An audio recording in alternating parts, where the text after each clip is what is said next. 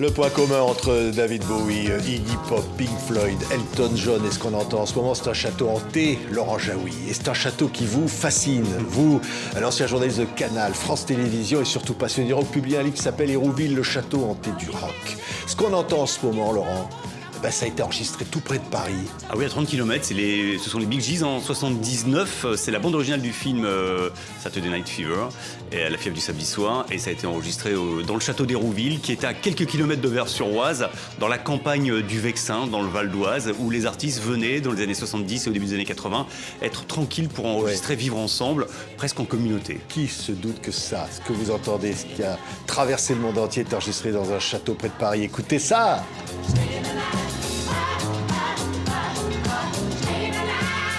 Et donc, ça fait le tour du monde, ah oui, cette musique. Exemplaires. Mais il faut imaginer l'endroit où ça a été. Et c'est ça que vous nous racontez. Alors là, ça a été enregistré dans l'escalier, dont l'acoustique est absolument incroyable. C'est un château du XVIIIe siècle dans lequel Georges Sand et Frédéric Chopin ont vécu des amours secrètes. Et là, les Bee Gees sont dans l'escalier avec un producteur qui est très autoritaire, très exigeant, et qui leur fait refaire les voix des dizaines et des dizaines de fois. Les gars ne mouftent pas pour arriver à ce son parfait. Ouais. C'est la bande originale d'un film dont on ne sait pas trop ce qu'il va donner. Ça sort, c'est comme ça un peu en catimini. 40 millions d'exemplaires, c'est La fièvre du samedi soir, l'explosion du disco et John Travolta. Et donc, enregistré tout près d'Auvers-sur-Oise, dans la campagne, un château. Écoutez cette musique, on va entendre une musique qui va nous rappeler l'un de ceux qui ont marqué évidemment l'histoire de ce château. Écoutez ça. Ah bah bien sûr. Alors ça, c'est la musique des Tontons Flingueurs. Voilà, lui, c'est Michel Magne. Oui, mais c'est Michel Magne. C'est Michel Magne qui est à l'origine de ce château. Bien sûr, il a acheté le château au début des années 60 pour y vivre. Et puis, il a eu des petits... et à l'époque, c'est un compositeur de musique de film très prolifique. Hein. Il est workaholic, il fait une dizaine de films par an. Il a fait les Angéliques, il a fait les OSS 117, les Fantomas, les Tontons Flingueurs. Il est très copain avec Jean-Yann. Et puis, il a besoin d'argent, parce qu'il y a un incendie dans son château. Il se dit, mais... puisque j'y vis, qu'il reste de la place, je vais faire un studio d'enregistrement et je vais accueillir des artistes de tout type, et notamment les artistes du rock. On est à la fin des années 60 et ça devient le premier château studio résidentiel au monde. Et c'est Michel Magne qui a eu cette idée géniale, quoi. De toute façon, il a toujours été en avance sur son temps. C'était un vrai type iconoclaste qui était en marge des conventions et qui a eu cette idée formidable. Alors, ce qui va se passer est absolument incroyable parce que ça va générer une créativité dans la musique. Alors, particulièrement la musique française. On va entendre là la musique d'un groupe français qui va marquer son époque. Imaginatif, pop, c'est Magma. C'est sûr. Alors Magma, c'est une planète imaginaire qui s'appelle Kobaya. C'est, je sais pas ce qu'on pourrait appeler du rock progressif, cosmique. Et à l'époque, Magne va accueillir tous les artistes français et internationaux qui sont prêts à venir enregistrer dans son château pour plusieurs raisons. Être tranquille, vivre la vie de château, bien manger, bien boire, être à l'abri des fans et profiter d'un endroit propice à la création. Magma va venir, Gong va venir, et vraiment tout ce qui compte... presque, j'allais dire, de l'avant-garde de l'époque, se donne rendez-vous dans cet endroit improbable, à 30 km de Paris, à l'abri des regards. Alors, il y a, par exemple, vous citiez Gong, un album qui s'appelle Camembert électrique. Ouais. Faut quand même imaginer ce que c'est que ces Français complètement fous qui sont influencés par la musique américaine. On est au début des années 70, donc on vit en communauté, les types vivent ensemble, quoi. Ils vivent les uns sur les autres, ça change de partenaire à peu près tout le temps, ça change de chambre, enfin, c'est vraiment l'amour libre, hein, dans tout ce que ça comporte. Ce sont des années de création totale. On est juste après mai 68. Il est interdit d'interdire. On en profite à fond. Et la musique en profite à plein, en profite à 100%. Et c'est cette époque-là que le château va vivre de plein fouet. Ouais, tiens, on l'entend pas assez. Gong. Écoutez ça, extrait de Camembert électrique.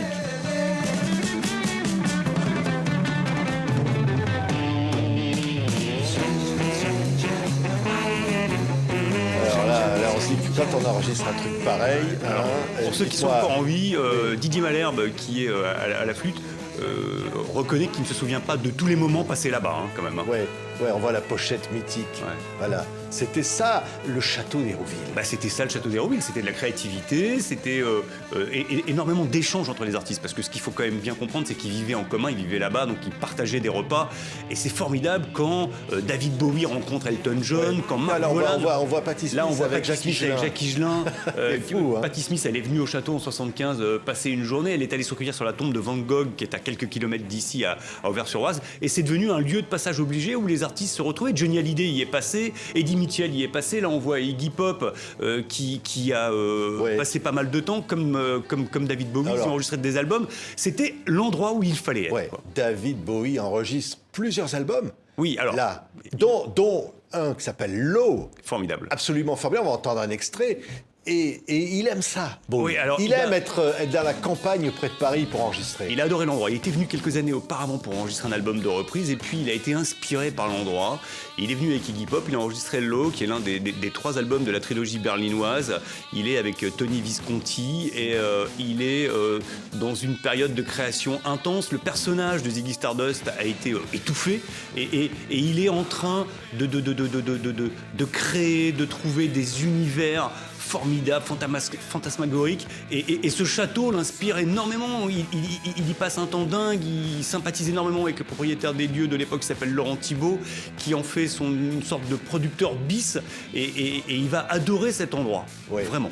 Et en même temps, il produit l'album d'Iggy Pop, The Idiot, sur lequel il y a Night Clubbing et China Girls. Alors, justement, Night Clubbing, qui va lui-même enregistrer Bowie, et donc Iggy Pop, on voit la pochette de ce disque mythique, enregistré là aussi au Château d'Hérouville. Ils enregistrent les 2 albums en même temps. Et avec, comment dire, voilà, ça c'est une inventivité incroyable, ce que fait Iggy Pop à ce moment-là avec Bowie. Ah bah alors, c'est simple, c'est de l'échange permanent.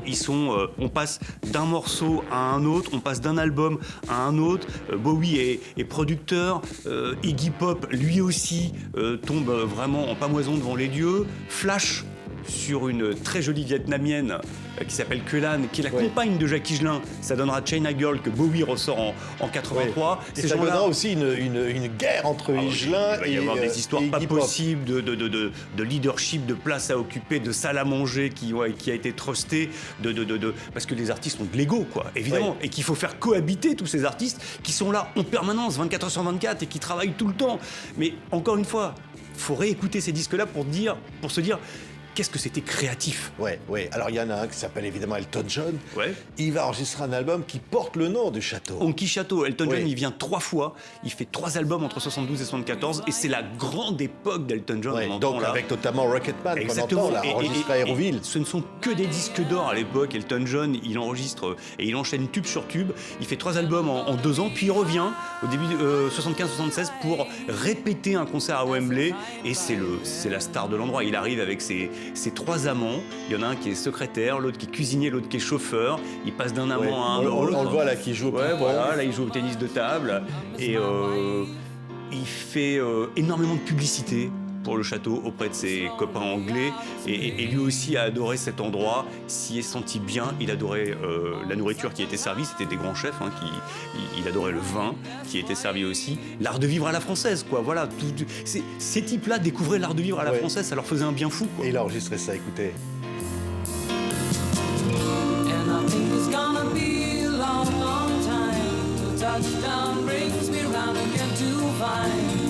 Extrait de l'album Honky Château, évidemment, Château d'Hérouville. On va entendre une autre musique parce que là, évidemment, les Anglais viennent. Et parmi eux, il y a Pink Floyd. Alors Pink Floyd vient incroyable. C'est incroyable. Pink Floyd vient enregistrer la bande originale d'un film de Barbet Schroeder qui s'appelle La Vallée. L'album s'appelle Obscured by Clouds. Alors les fans sont partagés au sujet de cet album. Il faut quand même le réécouter et le remettre dans son contexte. On est en 72. Et alors là, si un soir vous avez un petit coup de blues, vous mettez sur votre lit, vous écoutez ça et là ça plane. Là, on va entendre, on va écouter un peu de Pink Floyd. C'est cosmique. Comment ils enregistrent ça? Il y a Waters. Il y a Waters, il y a Gilmour, il y a Nick Mason, il y a Richard Wright, il y a le propriétaire de l'époque du château qui assure un intérim, qui les poursuit dans le jardin pour qu'ils payent leur bière. Enfin voilà, ils sont venus avec leurs compagnes. Et ils veulent leur demander de payer leur bière. Ce qu'il ne faut vraiment pas faire. Et puis en plus, ils en boivent beaucoup. Et on voit quelques photos là. On voit Gilmour et Roger Waters. C'est quand même, je sais pas, c'est Pink Floyd. On est en 72. On a juste envie d'être avec eux dans le studio. On aurait envie d'aller à 30 km de Paris parce que on pouvait entendre ça. Écoutez.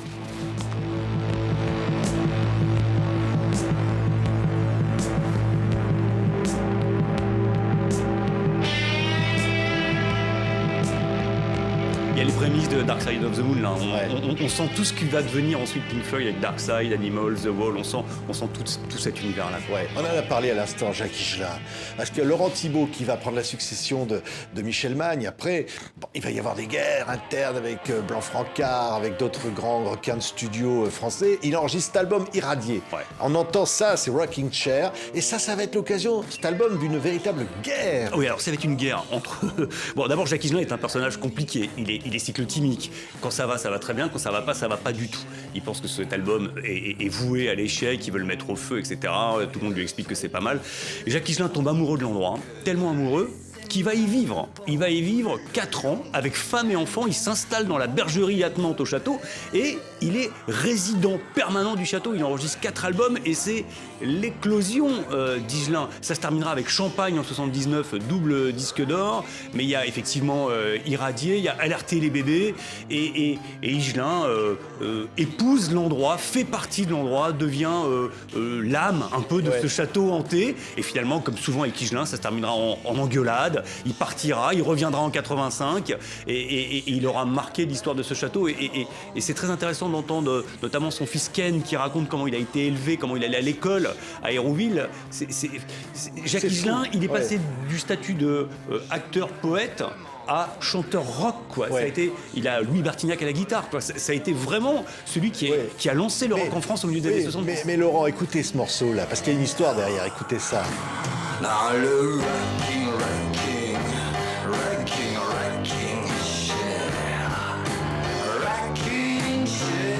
Cet extrait d'Irradié, donc je disais, cet album a une histoire, c'est que Higelin, donc vous l'avez dit, veut mettre ce disque au feu, il va se fâcher avec celui qui l'a mixé, Dominique ça va être terrible, il veut pas que ça sorte.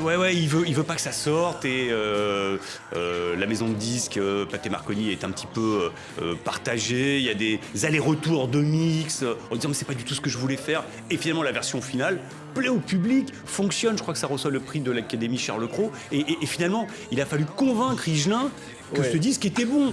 Mais ça a été des histoires. Ça a été pareil pour No Man's Land, peut-être son meilleur album. Pareil pour Champagne. Il voulait pas que ça sorte. Il est parti aux États-Unis enregistrer, il n'était pas content du résultat. Higelin, parfois, il vient pas en studio, il s'engueule avec ses musiciens, il y a des histoires incroyables. Il n'est pas content de la manière dont ça sonne. Et il dit, mais je voudrais que ça sonne comme du Wagner.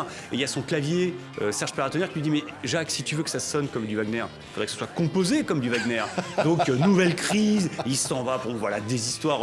Alors, est-ce qu'il faut aussi quand même bien rappeler. Il y en a des histoires là-dedans. Ce qu'il faut quand même bien rappeler, c'est qu'à l'époque, ils n'étaient pas tous totalement clean, hein, ça prenait pas mal de substances. Et évidemment, tout ça a contribué à cette immense et intense activité. Alors, on pourrait parler de T-Rex, on pourrait parler de Marvin Gaye qui va venir au Château d'Hérouville. C'est incroyable. Et puis, il y a des drames aussi. Alors, ça va se finir, le fondateur Michel Magne qui se suicide. Malheureusement, à quelques kilomètres du château, à Cergy-Pontoise en 84.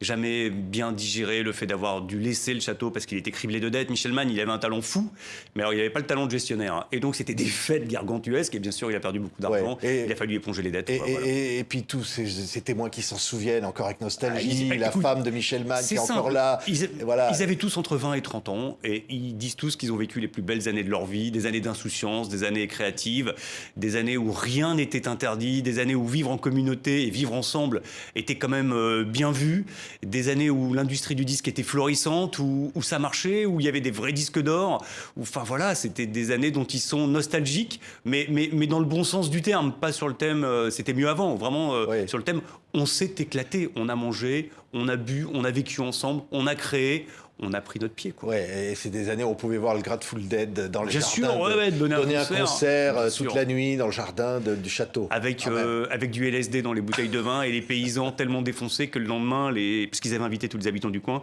les sillons dans les champs n'étaient pas très droits. Bon, voilà, c'est vraiment aussi une époque qu'il faut recontextualiser. Mais des moments où peut-être, parfois, ils pouvaient retrouver leur compagne dans le lit d'un autre. C'est arrivé. C'est parfois arrivé. Il y a Patrick Coutin qui a failli se faire flinguer. Coutin, il a eu des problèmes. Patrick Coutin, il était journaliste et puis il est devenu chanteur et puis il s'est retrouvé avec la compagne d'un autre chanteur, d'un confrère à lui dans son lit et il a fallu une intervention un peu miraculeuse d'un grand bruit dans l'escalier, encore peut-être les esprits du château, pour qu'il descende et qu'il se rende compte que finalement c'était juste un bruit, que la compagne puisse quitter le lit et que le chanteur en question arrive et trouve Coutin tout seul. Heureusement, ça a permis d'éviter un drame. Bon, voilà, c'était une période un peu... une sorte de grande colonie de vacances, on va dire. Est-ce que ça lui a inspiré J'aime regarder les filles? Alors, J'aime regarder les filles. Son tube enregistré au château d'Hérouville. Alors, l'histoire, elle est folle. Lui, il est journaliste à Rock & Folk et puis il envoie une cassette à Laurent Thibault en lui disant « Voilà, c'est des copains à moi qui ont fait ça, écoute ». Et Laurent Thibault dit « Mais ça peut pas être des copains à toi, le groupe s'appelle Reporter, t'es journaliste, j'ai compris que c'est toi, viens, il va y avoir bientôt un trou. » Il l'appelle, il dit « Voilà, là j'ai 15 jours, viens. » Et ils enregistrent une dizaine de chansons, dont celle-là. Personne n'en veut, ça reste 18 mois à la cave, aucune maison de disques ne veut acheter l'album. Et finalement, 1 an et demi après, ça sort, et c'est mai 81, l'élection de François Mitterrand, l'explosion des radios libres, et tout l'été 81, ce titre passe sur les radios libres, et Coutin fait le tube de sa vie avec cette chanson à laquelle il croyait moyennement, avec cette ligne de basse à la Kiss qui est formidable. Leur poitrine gonflée par le désir de vivre. Leurs yeux qui se détournent quand tu les regardes. J'aime regarder les filles qui marchent sur... Alors, c'est ça, la légende d'Hérouville. On va se quitter avec Patrick Coutin, on va le garder comme ça dans le poste pour le plaisir d'entendre ce qu'était la folie créatrice qu'un lieu comme ça pouvait porter. Ce lieu, c'est le château. Il existe encore le château, c'est peut-être là-dessus qu'il faut terminer. Aujourd'hui, il y a des repreneurs très courageux qui ont relancé le château il y a 3 ans pour qu'il ait une nouvelle vie avec des artistes qui puissent aller enregistrer là-bas. Et c'est quand même, c'est pas la même époque, hein, évidemment, ils rentrent chez eux le soir maintenant. Mais c'est quand même formidable de se dire que cet endroit existe encore et a de belles années devant lui. Il y a des fantômes quand même. Oui, il y a des fantômes. Oui, ils sont là, des fantômes. Pour ceux qui veulent bien y croire, il y a toujours des fantômes. Oui.